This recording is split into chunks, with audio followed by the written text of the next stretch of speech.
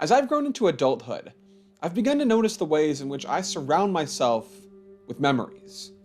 Walking through the home where I grew up, I see memories collected all across physical space, sometimes more cohesive and put together than the memories in my head. Coming back from college, my childhood bedroom just seems so full of stuff. My walls are lined with magnets from vacations I've been on throughout my life. Big walls of frantic color that I contribute to, piece by piece, anytime that I go somewhere new. On one segment of wall, some of the magnets are 15 years old, mementos from trips that have faded into the foggy background of my deeper memory. But then on the other side, there's the magnets I got from my semester studying abroad. Fresh memories, barely a year old, that instantly take me back to one of the most exciting times of my life. My bookshelf is similarly packed with stuff, like gifts given at the end of Boy Scout adventures or other summer camps, little Lego sets I've been gifted by friends, a collection of Funko Pop figurines commemorating theater shows I've done or TV shows that I've gotten super into, and of course a ton of books, from recent favorites I've read as an adult to the big colorful picture books I was obsessed with as a kid. Then I started to realize that these assortments of memories spread well beyond my room. Wherever there's a space in our house that isn't concerned with keeping up appearances, those multi-purpose spaces where you store all that stuff, it's packed with colorful, kitschy trinkets. The old fridge that sits outside in the garage is coated in stickers, a mix of vacation destinations like the ones on my magnets, but also local restaurants, shops, and other favorite places from around here. All the old license plates from cars immemorial are hung on the wall of the garage, many of them vanity plates that reference inside jokes or funny nicknames. Our unfinished basement looks the same, with every poster that me or my sister have ever had hanging in our rooms, finding a new home on bare concrete walls, memorializing what we were into at different parts of our lives. There's a lot of stuff all over the place in that house. Most of it is cheaply produced consumer goods, things that you could pluck off a shelf of 20 exactly identical objects. And contrary to what my mom would tell you, none of it is going to be worth thousands of dollars someday if we save it for long enough. But I would definitely hesitate to call any of it junk. That would feel wrong, because to me, it just doesn't feel like junk. Some of those magnets and posters mean a lot to me, much more than the $4 or $5 I would have paid for them. They're completely non-unique, and yet to me, they're priceless. This tension, this question as to how a mass-produced product with so little use value can feel so important and personal, sent me on an educational journey that has now lasted over 1 year of my life. I've done interviews, read a lot of academic sources, and just sat and thought really hard for extended periods of time. And from all of that, I've created a new theory to explain why people collect mass-produced goods, and why those little treasures can mean so much to us.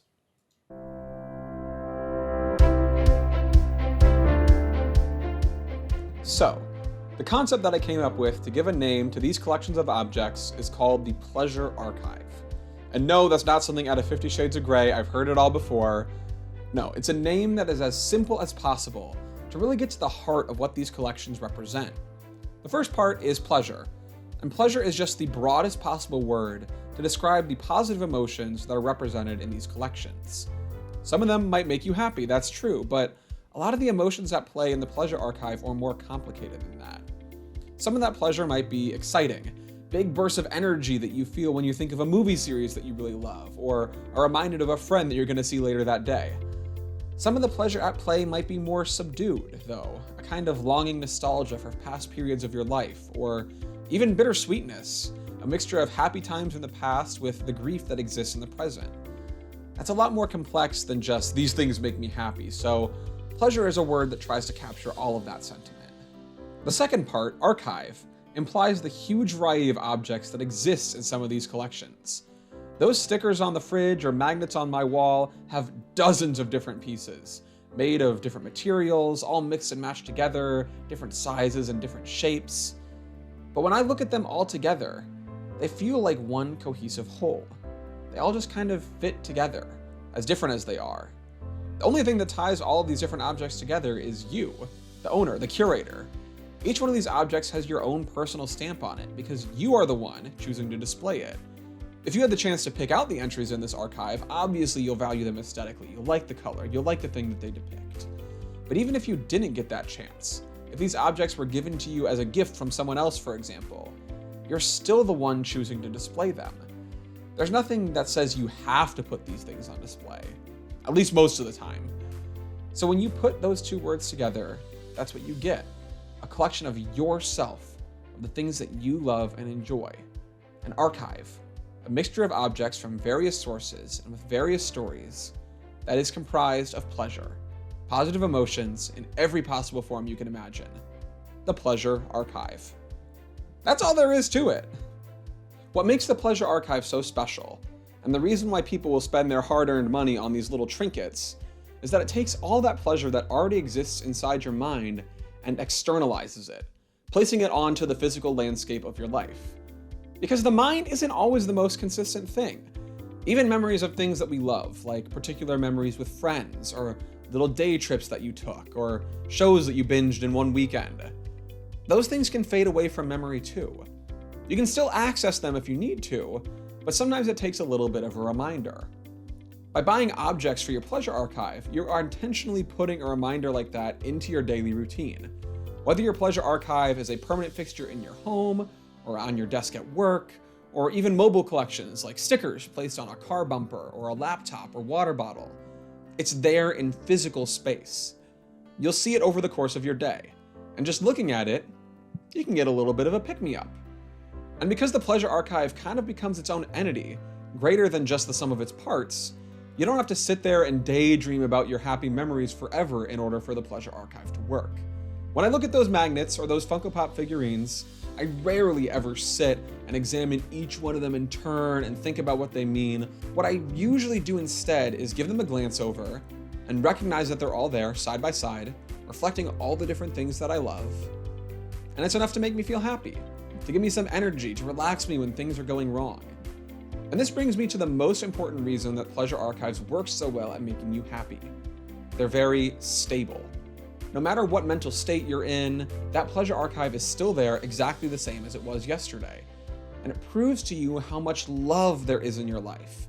It can be love for people, for media, for times of your life where you were really happy. Sometimes Pleasure Archives can also reflect deeper parts of your identity, like your culture, race, gender, sexuality, or any number of other categories. They can reflect your political ideology, the things that you believe in and are willing to stand up for. And all of those things together are what make you, you. Your past, your people, your interests, your beliefs, they're not just inside you anymore. You have marked the world with them, and now they're there to stay. Because these objects don't really go away. They'll sit there for as long as you need them to and remind you of yourself. And even if one part of that archive becomes too painful, or not relevant to who you are anymore, or anything like that, every other piece will still be there. That one object might not matter anymore, but that Pleasure Archive as a whole still will. And that's because you and your identity, for all that you've changed or all the world has changed around you, are also still the same. That Pleasure Archive is an anchor to past versions of yourself and connects you back to them, keeping you much more stable. So with all that in mind, I wanted to get a picture of how other people's Pleasure Archives looked, especially the ones they choose to take with them and display to other people in public places.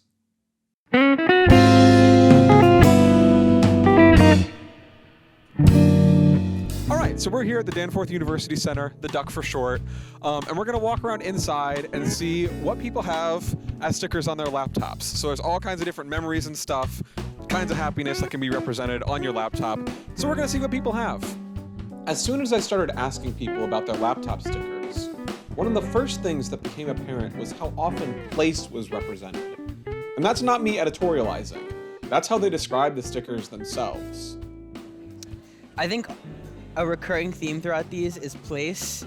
So where I remember exactly where I got them and from whom I got them. So I guess it's kind of like the places I've been and what I do. Yeah.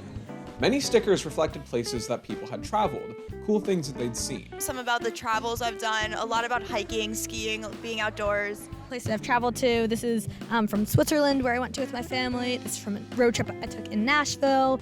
This one's from Venice Beach. I biked across the country a couple summers ago, so there's a couple of those mixed in here. Some were even more local, about favorite St. Louis destinations. Some of my favorite ones are my St. Louis ones. So this is from Sugar Witch, which is an ice cream place just like 20 minutes away in Carondelet, I believe. This one is from there was like a farmer's market that I went to a couple years ago. This one is from Wally's, the gas station, and I just kind of love that place, so I wanted to get a sticker to remember my time there.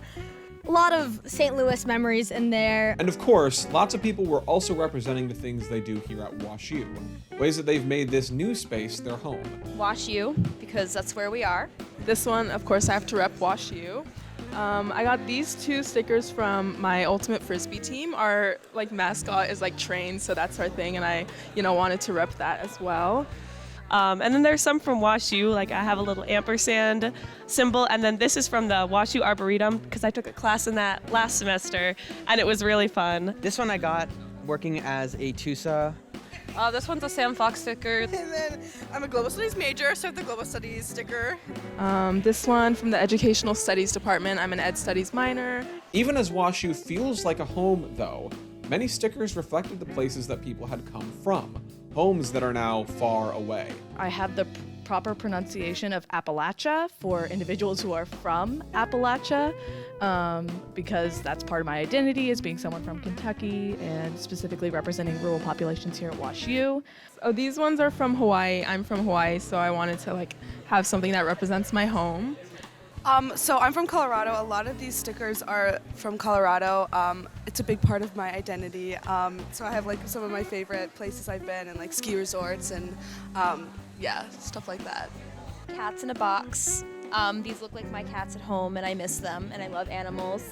For some, the sense of home they were representing wasn't necessarily removed by space, but by time. A couple of people talked about experiences in high school reflected in their stickers.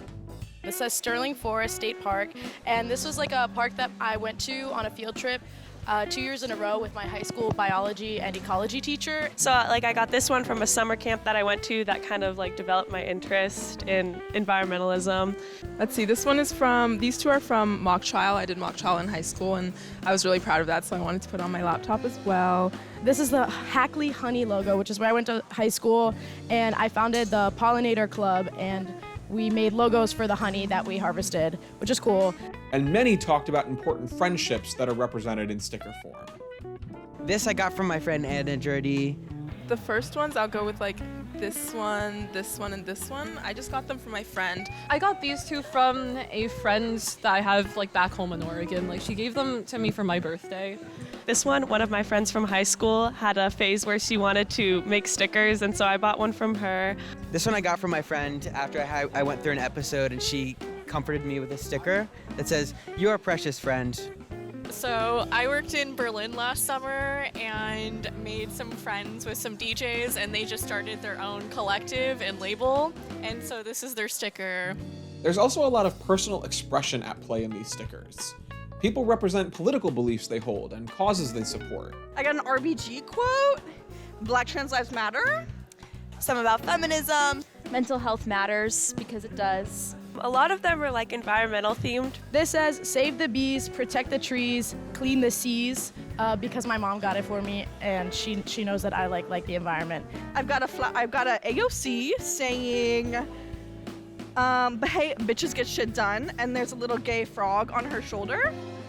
Other people reflected even more personal identity traits. This one is a gay planet. It's kind of gay. This is a bisexual goose. These, because they're subtly bisexual, and that is what I am. This one, he is greater than I. It's a common saying for Christians, and I'm Christian, so I wanted to have something that represents my faith on my laptop as well. Others playfully reflect the media that they're invested in. I've got a New Yorker cover for The Sopranos, which is one of my favorite television shows of all time. Mount Joy concert I went to at Chesterfield Amphitheater. And this one's from my mom, who thought it would be funny to send me a Kenergy Barbie sticker. This one is a quote from Clueless. It says, "May I please remind you, it does not say RSVP on the Statue of Liberty." Just iconic, and also immigration justice. And some focus on stickers as a form of artistic expression. This one was actually drawn by a friend of mine who's also in Sam Fox, and it's really cute. And the rest of these are all just from like an artist that I like on Instagram. Like I just follow a lot of artists on Instagram, and then I just like buy things from their like personal stores. So that's where all of these come from. A lot of these are works of art. This is by Jean-Michel Basquiat. He was a pop artist in the 1970s for his tragic death at the age of 27. And then the other ones are purely aesthetic. We like to support the arts here. I'm a theater kid at heart. You might have noticed that dividing people's stickers into categories like that wasn't very easy. People talked about friends at particular times of their life, or parents buying gifts that reflect personal identity, or political beliefs expressed through pop culture. That's part of what makes Pleasure Archive so reflective of the self. All those kinds of happiness get mashed together in one new whole. And really, the only person who knows all those stories, the only one who can read every little detail of those archives, is the one who curated it. And maybe surprisingly, people have been doing this for a long, long time.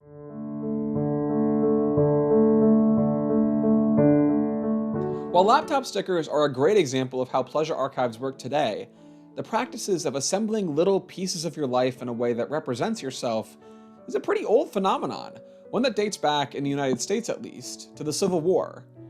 But at that time, products weren't really produced at scale for cheap enough that people could easily mix and match them together. The only thing at that time that could be produced at such a large scale was paper. So people during the war would collect pieces of paper, cutting articles out of newspapers or flyers or whatever else they felt was important, and collecting them into books full of memories. That's how the practice of scrapbooking got started, one of the first forms of pleasure archives that was accessible to everybody and didn't require a lot of money to accumulate. Scholar Ellen Gruber-Garvey has a great book called Writing with Scissors that chronicles scrapbooking from the Civil War to the Harlem Renaissance. Some of the stories that she tells sound remarkably similar to how pleasure archives are still used today, and the ways they represent identity. Early scrapbooks on both sides of the Civil War often reflected a strong sense of national identity, preserving the important combat updates, political maneuverings, and the stories, sketches, and poems that reflected the individual scrapbooker's outlook on the war. With so much high-emotion information flooding in, scrapbooking provided readers a chance to sort through the flood of information and find their own take on the proceedings, carving out not only their national identity, but their individual place within that identity as well.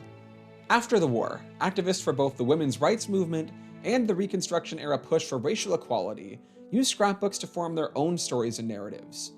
Major newspapers at the time often didn't reflect the perspectives of these activists, so by scrapbooking, they were able to parse through their own identities and strengthen their own beliefs. For example, Gruber-Garvey talks about how one of the scrapbooks she examined saw a rural woman completely obliterate a book of sermons to recontextualize these speeches, primarily from a male perspective in a more feminist context. That's identity formation in action. But even then, people had fun with the pleasure archives they were creating too. People kept times when their names were mentioned in the paper, honoring their personal accomplishments. They have pennants from the colleges they attended. They saved flyers from dances and tennis matches. Playbills memorialize the plays that people attended, much like how pleasure archives today often reflect the media that people consume. Lots of scrapbooks from this period even included jokes, with Gruber-Garvey talking about how Senator Charles Sumner combined important speech-writing details with funny stories in his personal scrapbook. Anything and everything that a person liked or found interesting could make their way into these early scrapbooks. And then, when photography became affordable enough for the public, scrapbooks got even more personal, commemorating family through portraits and group photographs. The ways in which those early scrapbooks worked, combining words, images, and anything else that made you happy, has seen a major resurgence in an entirely new way today. People can now easily create digital pleasure archives. Pinterest is probably the most notable of these because the whole platform is basically designed around making pleasure archives. Your Pinterest board can combine favorite recipes, fan art, and basic pictures of pretty landscapes if you want to. It's a space to assemble and rearrange the pieces of self that make you feel most happy. Several other apps and websites exist with more specific goals in mind, mixing the curation aspect of pleasure archives with journaling and other creative acts. Goodreads is a way to log all the books that a person has read and review them, while Letterboxd is a service that does the same for movies. Those services trend more towards reviewing and writing, but also do serve to commemorate the things you've read and seen, and look back on them all at once in a way that strongly resembles the Pleasure Archive. And then you have music streaming services like Spotify, which can definitely be used just to listen to music, but also can be used to assemble playlists, mix and match songs, and really place your personal stamp on music. A song played on streaming is similar to a magnet or figurine in a lot of ways. Anyone else can have the exact same thing if they want to. But by combining them in your own unique archive, you're taking ownership of those songs as they reflect your identity. Everyone loves Bohemian Rhapsody, for example, but if you put that song onto a playlist of, say, 30 tracks, you're probably the only person on Earth who has made a playlist with that exact configuration. You're putting yourself, your own taste and judgment, into that playlist. And if you listen to those songs, and they remind you of different people you know, or where you were in your life when you first heard it, or just make you think about how much you love and identify with all these artists, well, then that's a pleasure archive.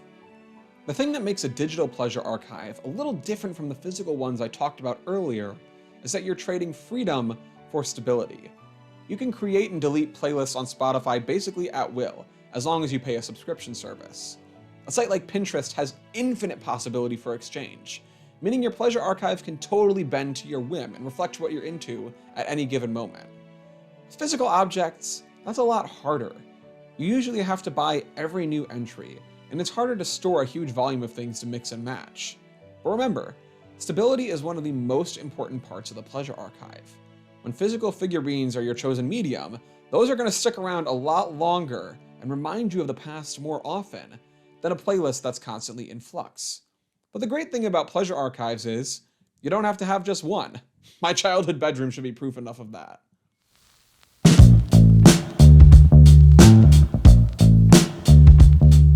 So now I'm here on the Del Mar Loop, which is home to the St. Louis Walk of Fame, honoring pop culture figures from all across the city.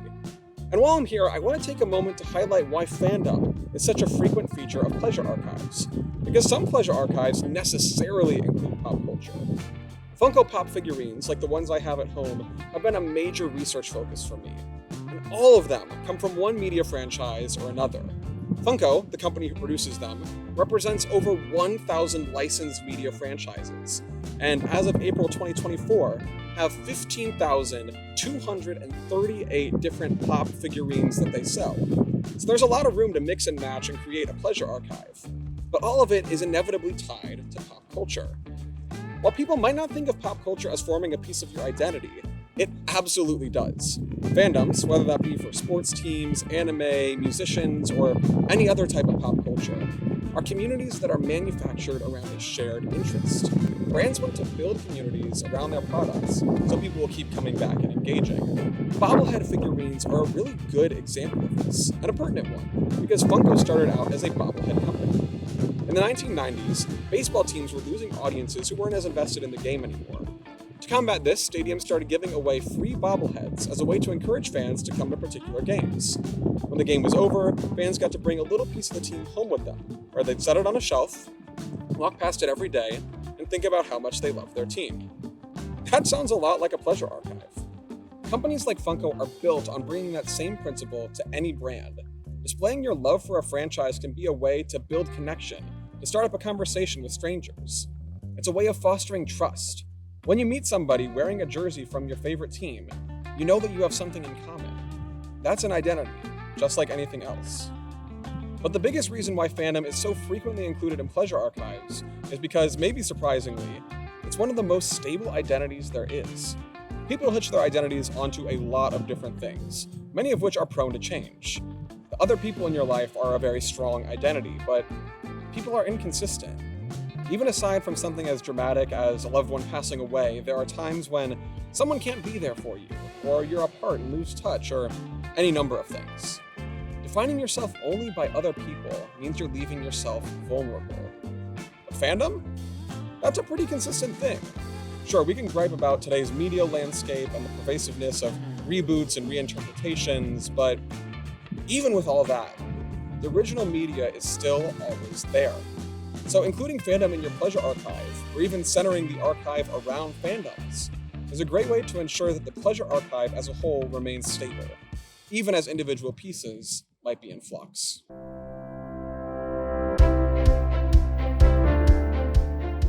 So I'm here at St. Clair Square, which is my local mall.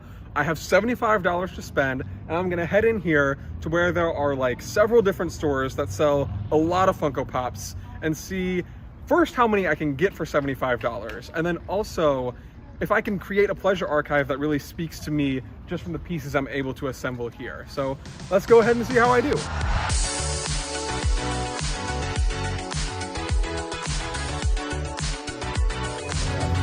at the queen.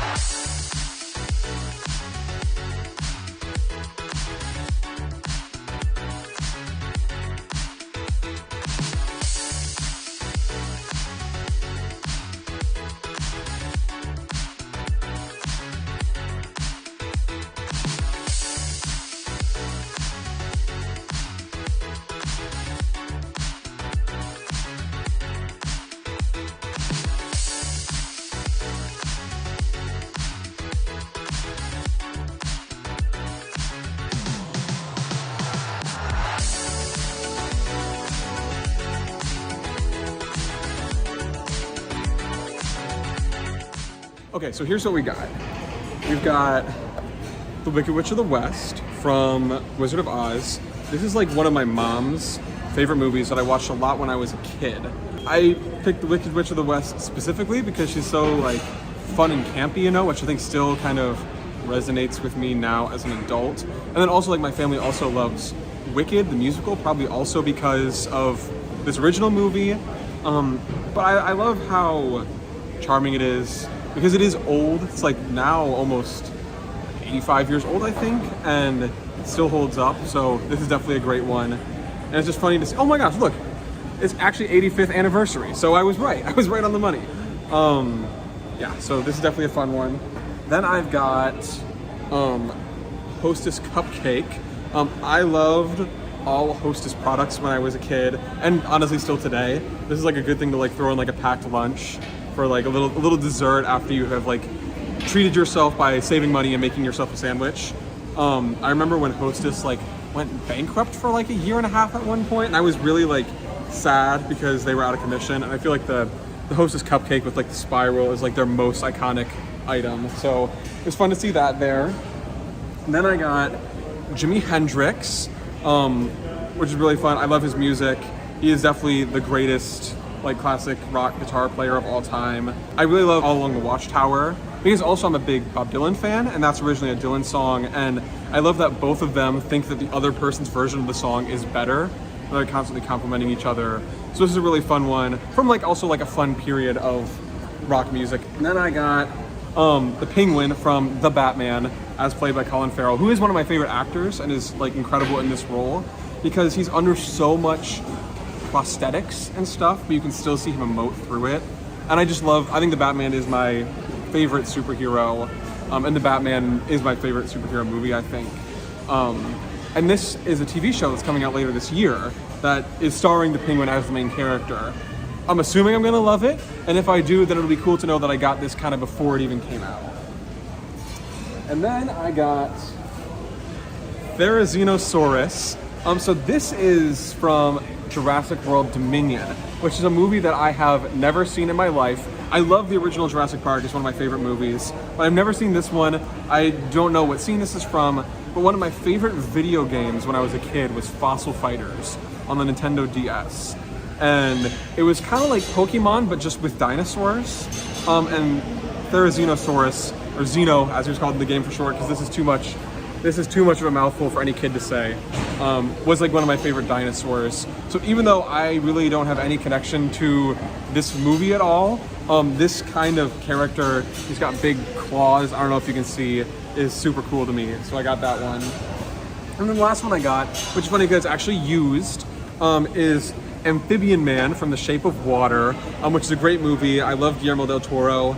I feel like he's one of the most like consistent directors working today. And this is one of his best movies in my opinion. And also this won the Oscar for Best Picture, which I am big into following the Oscars kind of as like a pastime. I like bet on it like it's sports betting. So this is kind of one of the first years where I really followed the Oscars, and this is the movie that won that year. It also kind of holds a special place in my heart. So there you go. For just $75, 6 Funko Pops, all kind of very distinct. None of them really look like each other. Got some weird creatures and stuff in there, an advertising mascot, but hey, that's fun. That's what you want, right?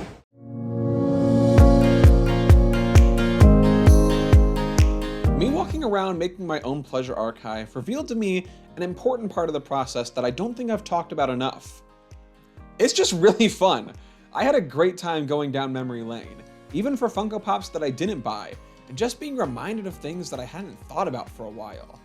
And I think that's really the importance of the pleasure archive at its core. It's just a way for people to have fun, and in doing so provide some relief from whatever else they have going on. But more than that, the work of self-definition is something that every person has to experience. And contrary to popular belief, that work doesn't stop in adulthood either.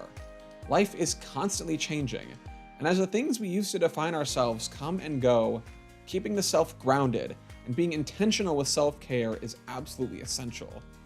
Cheap plastic figurines or corny tourist trap souvenirs might not be everybody's cup of tea, but if collecting those things is a way that someone preserves their sense of self across time, then hey, I would say that's worth it. Pleasure archives are a way to map a full, abundant life onto the physical spaces we call home, preserving your story, locked in time, in a way that you can remember. At the conclusion of this project, my parents gave me a gift that is a new entry into my pleasure archive.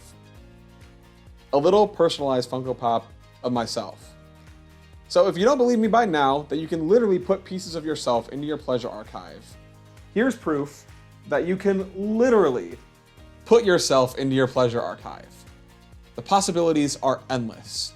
But at the end of the day, your pleasure archive is still, well, just you.